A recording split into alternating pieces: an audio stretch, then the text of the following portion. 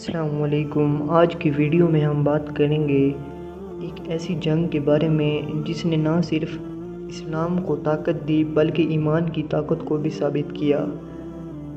یہ جنگ بدر جو کہ اسلام کی تاریخ میں ایک سنگ میل سمجھی جاتی ہے۔ بدر مدینہ سے تقریباً 800 میل کے فاصلے پر ایک گاؤں کا نام تھا۔ یہاں ایک کنواں بھی تھا جس کے مالک کا نام بدر تھا۔ اسی کے نام پر اس جگہ کا نام بدر رکھ دیا گیا۔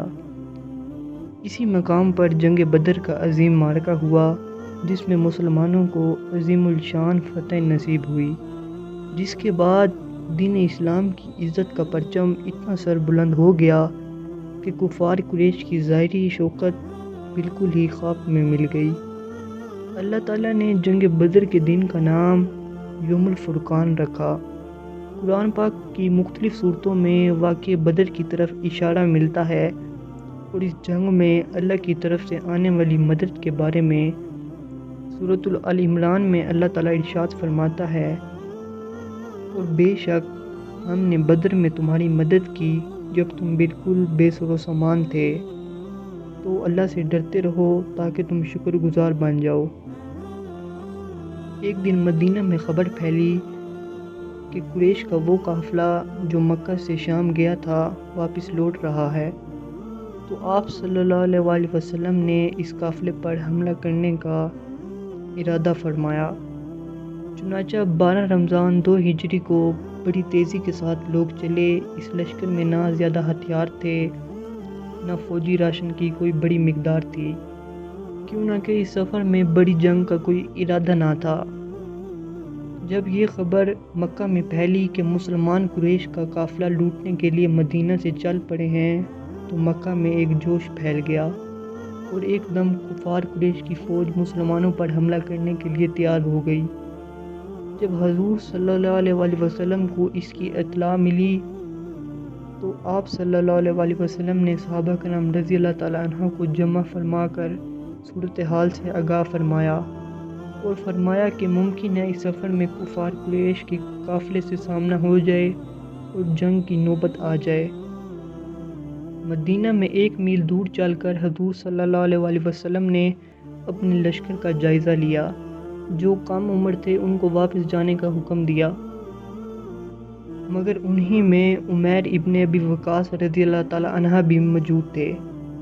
جب ان سے واپس جانے کو کہا تو وہ پھوٹ پھوٹ کر رونے لگے اور واپس جانے کو تیار نہ ہوئے۔ اس پر انہیں اجازت دے دی گئی۔ انتظامات کرنے کے بعد جب حضور صلی اللہ علیہ وسلم بدر کی جانب چل پڑے جدھر سے کفار کے آنے کی خبر تھی، اب مسلمانوں کی کل فوج 313 تھی، جن میں 60 مہاجر اور باقی انصار تھے۔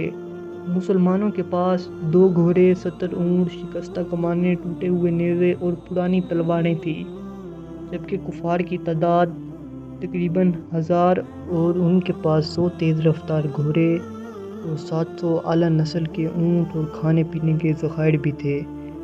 جب قافلہ صفرا میں پہنچا تو آپ صلی اللہ علیہ وسلم نے 2 آدمیوں کو جاسوسی کے لیے روانہ فرمایا تاکہ وہ قافلے کا پتہ چلائیں کہ وہ کہاں ہیں۔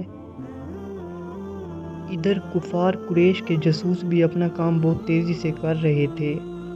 جب حضور صلی اللہ علیہ وسلم مدینہ سے روانہ ہوئے تو ابو سفیان کو اس کی خبر مل گئی۔ ابو سفیان اس وقت ایمان نہیں لائے تھے، لیکن بعد میں صحابی رسول ہونے کا شرف حاصل ہوا، تو انہوں نے فوراً ہی ایک شخص کو مکہ بھیجا کہ وہ قریش کو اس کی خبر دیں تاکہ وہ اپنے قافلے کی حفاظت کا انتظام کریں، اور خود راستہ بدل کر قافلے کو سمندر کی جانب لے کر روانہ ہو گئے۔ اس شخص نے مکہ پہنچ کر اعلان کر دیا کہ تمہارا سارا مال ابو سفیان کے قافلے میں ہے اور مسلمانوں نے اس کا راستہ روک کر قافلے کو لوٹنے کا عزم کر لیا ہے۔ جب مکہ میں یہ خبر پہنچی تو اس قدر ہلچل مچ گئی کہ قبائل قریش اپنے گھروں سے نکل پڑے۔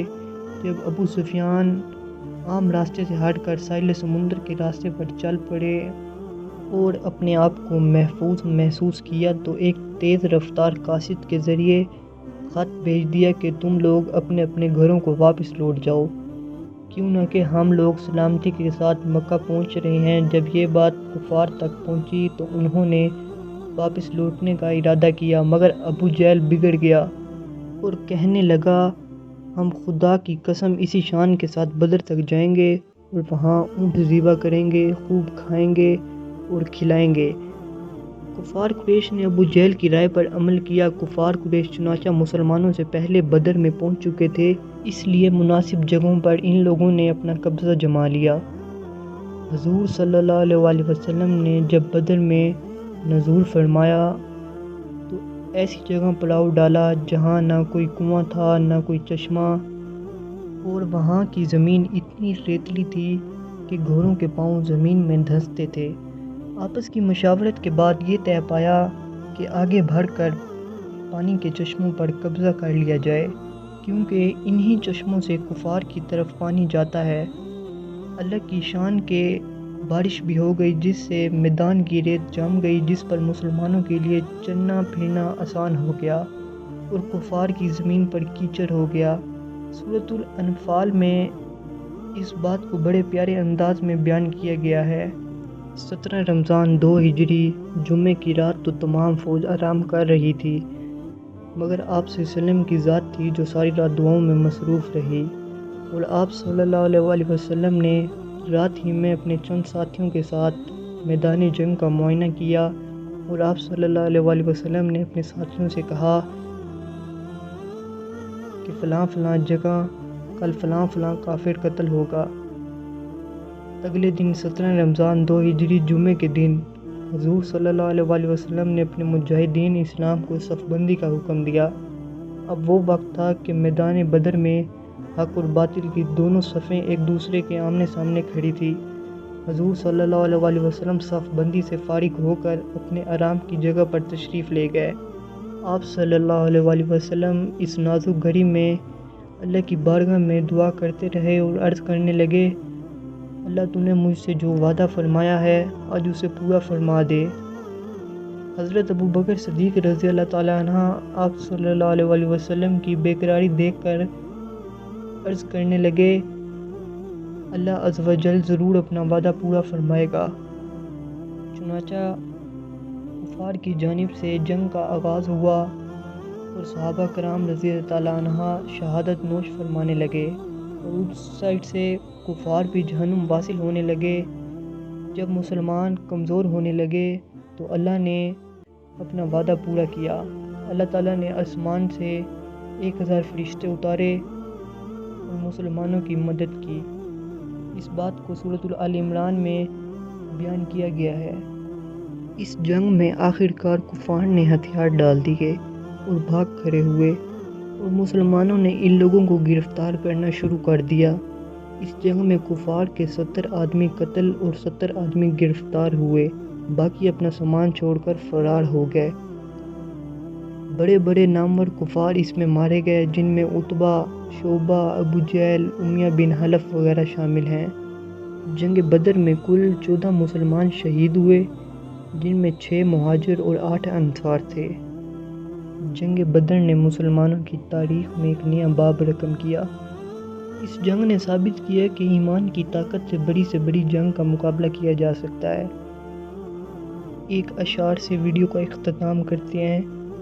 جنگ بدر میں نکلے تھے 313 بشر ذوق شہادت میں، خدا کے نام پر نکلے تھے محمد صلی اللہ علیہ وسلم کی قیادت میں۔ نہ کثرت تھی نہ شوکت تھی، نہ کوئی سامان رکھتے تھے، فقط اخلاص رکھتے تھے، فقط ایمان رکھتے تھے۔ اللہ حافظ، ملتے ہیں نیکسٹ ویڈیو میں۔